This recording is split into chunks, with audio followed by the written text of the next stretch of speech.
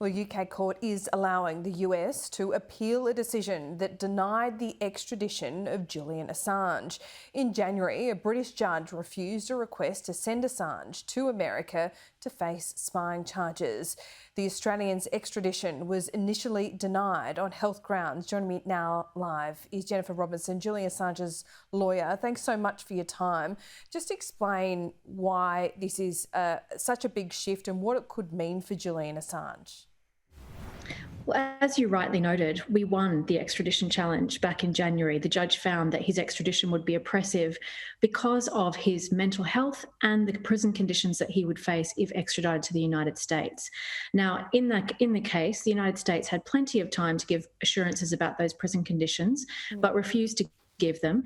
And on that basis, if extradited, Julian would have been sent and placed under special administrative measures, which is described as the darkest black hole of the US prison system.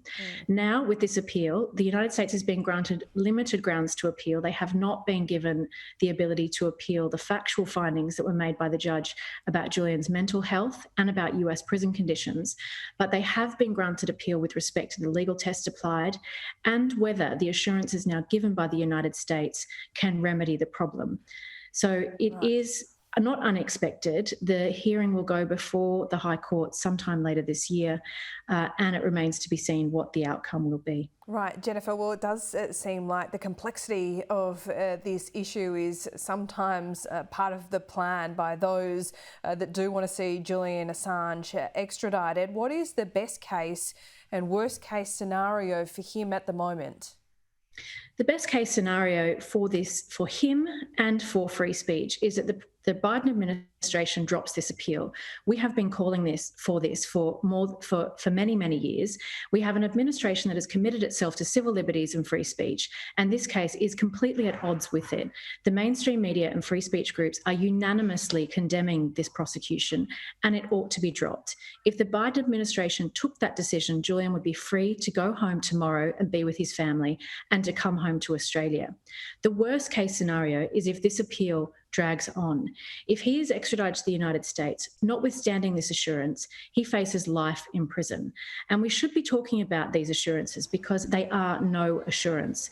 The terms of the US assurance is saying that they won't place him under special administrative measures, but there are more than 80,000 prisoners at this time in the United States in solitary confinement, and they have not assured us that at any time in the future they may well renege on that. And we know that the United States has in many cases reneged.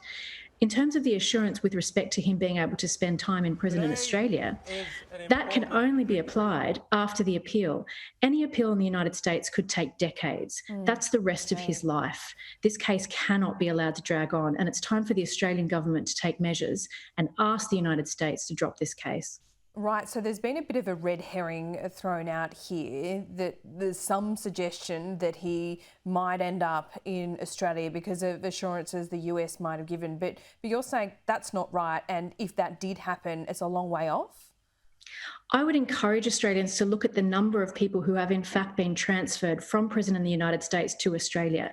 It is an incredibly difficult process and one that is only available after all appeal processes are exhausted.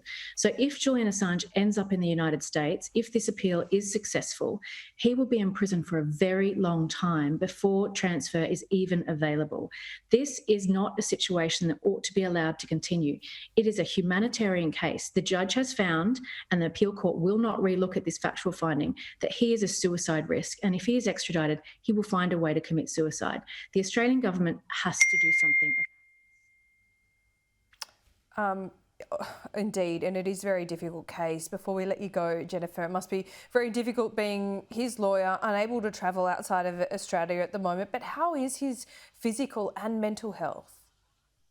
Look, he's in a very difficult situation. I get regular reports from our team in the UK and from his fiancée, Stella Morris, about how he is. She visited him in prison just a few days ago. It's incredibly isolating. He is in a high security prison. Now, this is an Australian who has won numerous journalism awards, been nominated for the Nobel Peace Prize, and is being held in a high security prison for the very same publications for which he's been nominated for those awards and won those awards. Because of COVID, he is even more isolated because of the restrictions in the prison, because the restrictions we're all under in the pandemic, which is making life in prison even more difficult. The longer this drags on, the longer the further away the light at the end of the tunnel looks, the more difficult it is for him and for his family. This is a humanitarian situation, and one that the Australian government needs to act upon. Jennifer Robertson, really appreciate your time. Thanks so much for having me on.